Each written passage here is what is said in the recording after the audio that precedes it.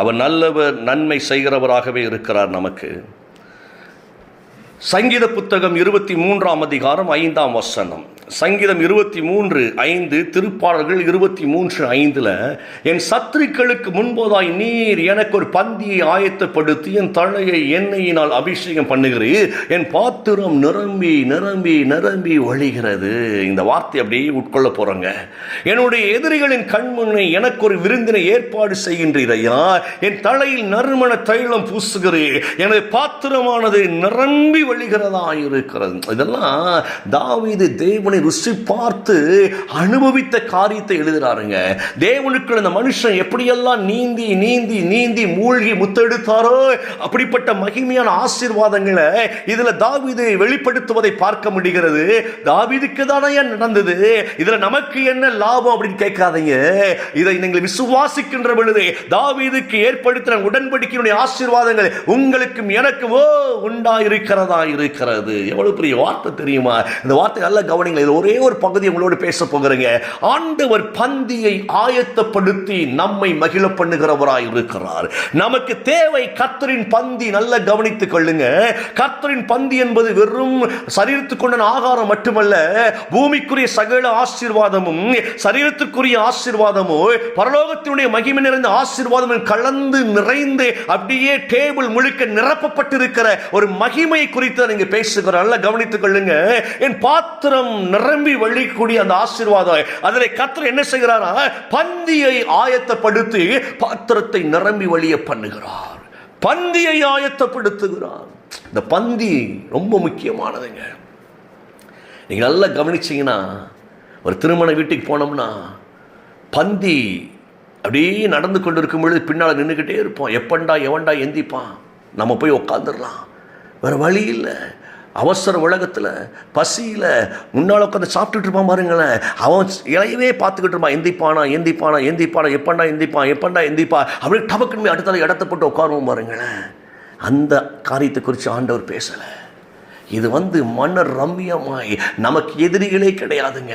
நமக்கு எந்த விதமான பயமும் கிடையாதுங்க. எனக்கு கர்த்தருடைய வார்த்தை சொல்லுகிறது, எதிரிகளுக்கு முன்பதாய் அப்படின்னா அவன் பக்கத்திலே வர முடியாது. அவன் பார்வையில நாம் ஆசீர்வதிக்கப்பட்டவர்களாய், அவன் பார்வையில நம்ம சந்தோஷம் உள்ளவர்களாய். நல்ல கவனிங்க இந்த வார்த்தையை.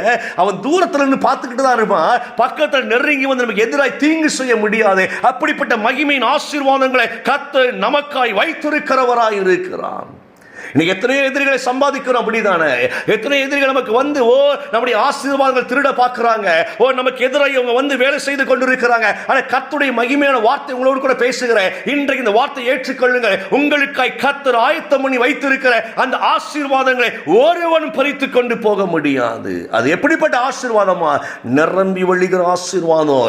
கர்த்தருடைய பந்தியில நீங்களும் நானும் அமர்ந்திருந்து நிரம்பி வழிகிற ஆசீர்வாதங்களோடு எல்லாவற்றிலும் நீங்கள் நிரம்பி வழிவீர்கள். ஞானத்தில் நிரம்பி வழிவீர்கள், பரிசுத்தத்தில் நிரம்பி வழிவீர்கள், விட்டு கொடுத்தால் நிரம்பி வழிவீர்கள், மன்னிப்பில் நிரம்பி வழிவீர்கள், நல்ல பொருளாதாரத்தில் நிரம்பி வழிவீர்கள். கர்த்தருடைய எல்லா ஆசீர்வாதங்களும் பரலோகத்துடைய சந்தோஷத்தில் நிரம்பி வழிவீங்க. உங்களை பார்க்கிறவங்க பாருங்க, தூரத்திலிருந்து எப்படியோ இருந்தானையா, எப்படி வளர்ந்துட்டான் அப்படி சொல்லக்கூடிய அளவுக்கு, உன் சத்துருக்கள் ஆச்சரியப்படக்கூடிய அளவுக்கு, உன் சத்துருக்கள் பொறாமைப்படக்கூடிய அளவுக்கு உன் பந்தி சூப்பர்.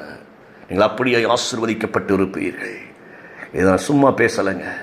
கர்த்தருடைய வார்த்தை விசுவாசித்து கர்த்தர் சொன்னதை உங்களோடு பேசி கொண்டிருக்கிற உங்கள் வாழ்விலே உங்கள் பந்தி நிரம்பி வழியும்.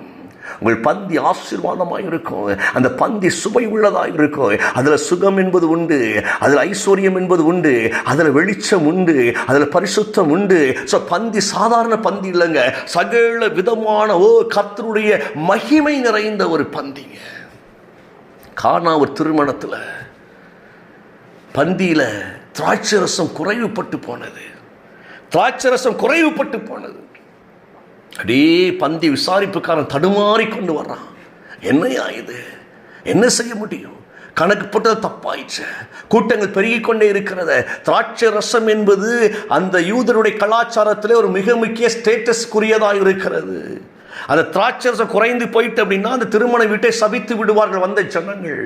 என்னையா சாப்பாடு இன்னைக்கு நான் அடிக்கடி நம்ம சொல்லக்கூடிய காரியம், நானும் அடிக்கடி சொல்லக்கூடிய காரியம் என்ன அப்படின்னா, ஒரு கல்யாண வீட்டில் எது சிறப்பாக இருக்கோ இல்லையோ பந்தியை மட்டும் சிறப்பாக்கிறங்க, டேஸ்டா போடுங்க, அதுக்கு செலவு பண்ணுங்க. ஆடம்பரத்தை குறைத்து உணவுக்கு செலவு பண்ணுங்க அப்படின்னு தான் சொல்லுவோம். உணவை சூப்பரா நல்ல டேஸ்டா சூப்பரா பண்ணுங்க. ஏனென்றால் அந்த திருமண வீட்டை மனுஷன் வாழ்த்துகிற பொழுது அலங்காரத்தை வைத்து வாழ்த்த மாட்டாங்க, அலங்காரத்தை வைத்து பொறாமதான் பண்ணுவார். ஆனா இந்த உணவு சூப்பரா இருந்து, சூப்பரையா நல்ல சாப்பாடுயா, அந்த குடும்பம் அப்படியே யோசித்து பாருங்களேன், அந்த வார்த்தைக்கு எவ்வளவு ஏங்கி நிற்கும் தெரியுமா?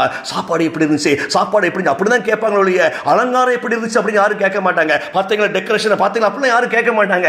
சாப்பாடு எப்படிங்க இருந்துச்சு? ஏன்னா அந்த சாப்பாடு குடும்பத்தின் ஆசீர்வாதத்தை நிர்ணயிக்கிறதா இருக்கிறது, சந்தோஷத்தை நிர்ணயிக்கிறதா இருக்கிறது. நான் உங்களுக்கு சொல்றேன், கர்த்தர் சகல விதமான ஆசீர்வாதங்களால் உங்கள் பந்தியை நிரம்பி வழிய பண்ணுகிறவராய் இருக்கிறார். இன்றைக்கு உங்கள் வாழ்க்கையில் ஒரு அற்புதம் நடக்கும். இயேசுவின் நாமத்தில் சொல்லுகிறேன், ஓ சத்துருக்களை ஆச்சரியப்படும்படியாய், உங்கள் எதிரிகள் பொறாமைப்படும்படியாய் கர்த்தர் உங்கள் எல்லைகளை பெருக பண்ணுகிறவராய் இருக்கிறார். நீங்கள் கவலைப்படாதீர்கள். இயேசுவின் நாமத்தினால தெய்வத்தினுடைய அனுகிரகம் உங்களுக்கும் எனக்கும் இருக்கிறது. இந்த அதிகாலை ஜெபத்தில் கலந்து கொள்கிற தேவ பிள்ளைகளே, உங்கள் பந்தி நிரம்பி வழியும் சகல ஆசீர்வாதங்களினாலும் நீங்க தைரியமாக இருங்க.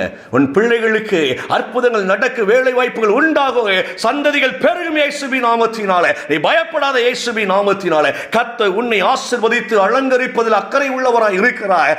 சகல விதமான நன்மைகளை உனக்கு உண்டாகும்படியாய் ஆண்டவரால் நீங்களும் நானும் தெரிந்து கொள்ளப்பட்டவர்களாய் இருக்கிறபடினாலே சத்துருக்களுக்கு முன்பதாய் பந்தி ஆயத்தமாய் இருக்கிறது. சூப்பர்லாங்க, கவலைப்படாதீங்க. கண்களை மூடும். பிதாவே, எங்கள் பிள்ளைகளுடைய கரத்தில் ஒப்புக் கொடுக்கிறேன் ஐயா. இயேசுவின் நாமத்தில் எங்களுக்காய் பந்தி ஆயத்தப்பட்டு எங்கள் தேவனாகிய கர்த்தாவே உடைய கரத்தில் எங்களை ஒப்புக் கொடுக்கிறோம். இணைந்திருக்கிற ஒவ்வொரு குடும்பத்தின் மீது நான் ஜீவனை பேசுகிறேன். பந்தி எங்களுக்காய் வைக்கப்பட்டதை நாங்கள் அனுபவிக்கும்படியா இன்றைக்கு கண்களை திறந்தவரே உமக்கு ஸ்தோத்திரம், ஸ்தோத்திரம். பிள்ளைகள் தொடர்ந்து வாழ்ந்து சுகமாய் இருப்பார்களாக. இயேசுவின் நாமத்தில் பிதாவே, ஆமென், ஆமென்.